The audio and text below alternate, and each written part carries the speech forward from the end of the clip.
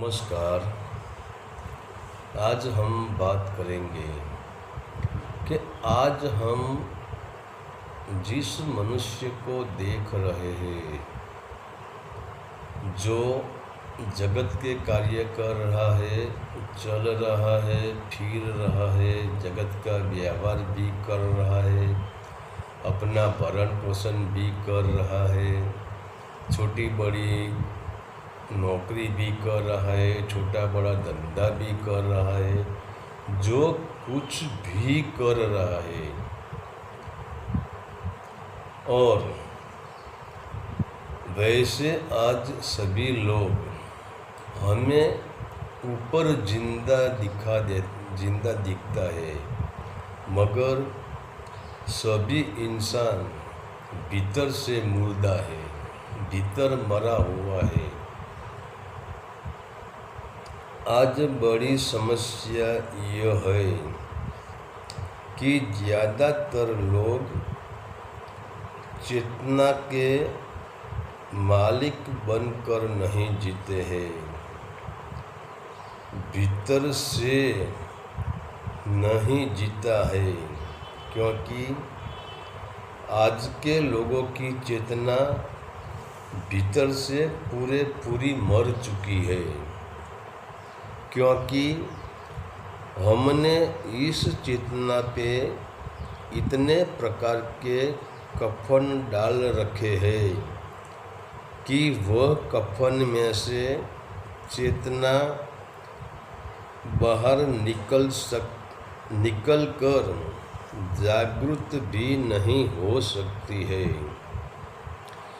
तो आज हर मनुष्य के चेतना पे तुम्हें विषय वासना का कफन, मोह का कफन, लोभ का कफन, अहंकार का कफन, राग द्वेष का कफन, द्वैत भाव का कफन, भ्रष्टाचार का कफन, ऐसे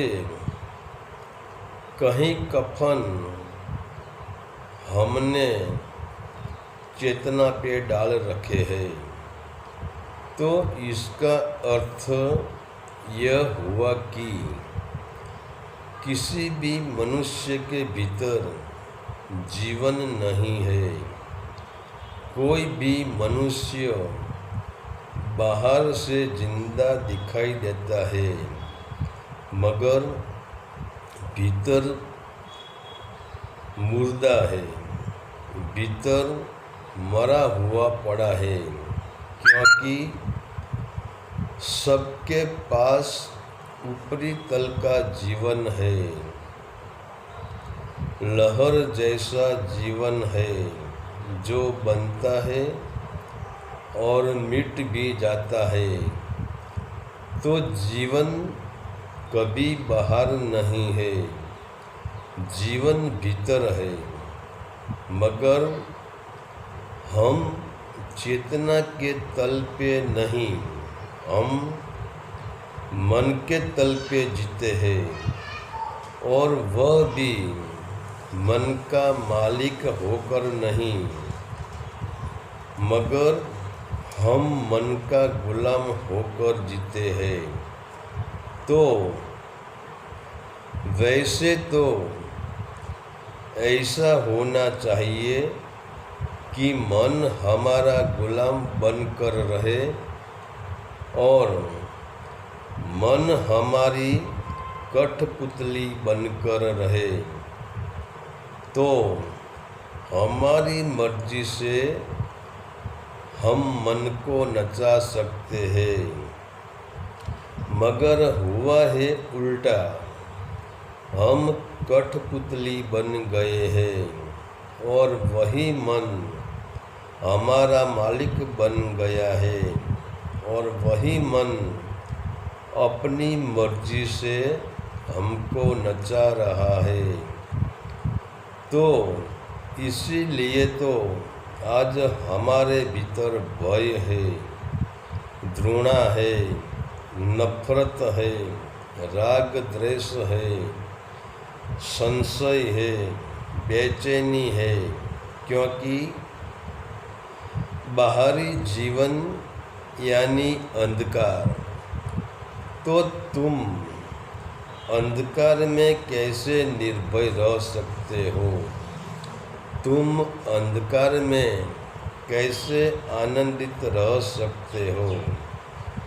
तुम अंधकार में कैसे आनंद के फूल खिला सकते हो?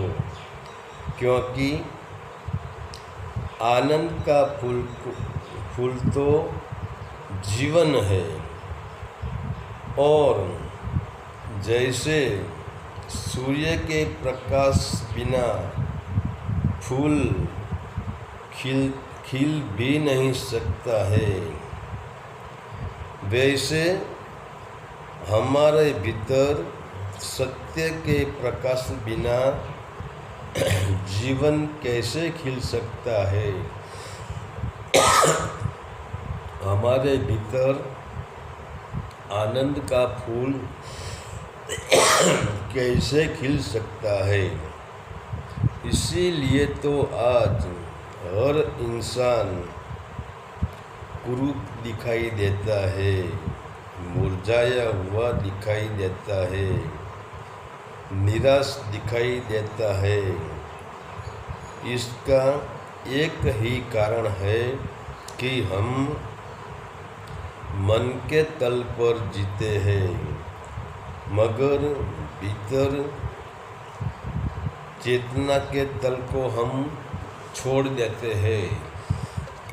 तो जब तक हम मन के तल पर जीते हैं, तो समझ लेना कि हमारा भीतर अंधकार पूरा अंधकार भरा है।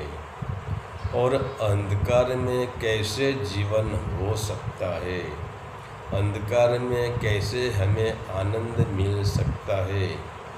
तो वही अंधकार का नाम ही है मुर्दा, क्योंकि अंधकार ही मुर्दा है।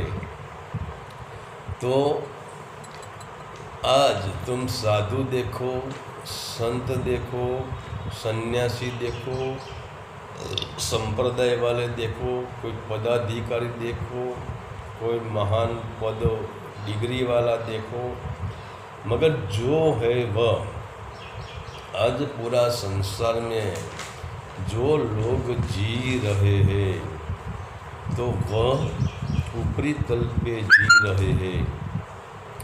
और ऊपरी तल पे जी रहे हैं, इसीलिए तो जब मृत्यु आती है तब वह बेहोश हो जाता है, तब वह डर जाता है, तब इसको मृत्यु का भय लगता है, तब वह कांपने लगता है। इनका कारण एक ही है कि हमारा जीवन भीतर नहीं है, भीतर के जीवन को हमने जाना नहीं है। तो जैसे बने हमें कोशिश करनी है, वैसे ही मृत्यु तो आने वाली ही है। कोई ऐसा नहीं कह सकता है कि मैं नहीं मरने वाला हूँ। मृत्यु का 100% रिजल्ट है। तो मृत्यु आने से पहले हमें जरा भीतर तो झांक ले, हम जरा भीतर तो देख ले कि भीतर का जीवन क्या है। और एक बार जिसने भीतर झांक लिया, जिसने भीतर देख लिया, जिसके भीतर चेतना के स्तर पर एक छोटी सी झलक मिल गई, तो मान लो इनका भीतरी जीवन हो गया, तो इसके जीवन में आनंद के फूल खिलेगा। हरि ओम तत्सत। आदेश का प्रणाम।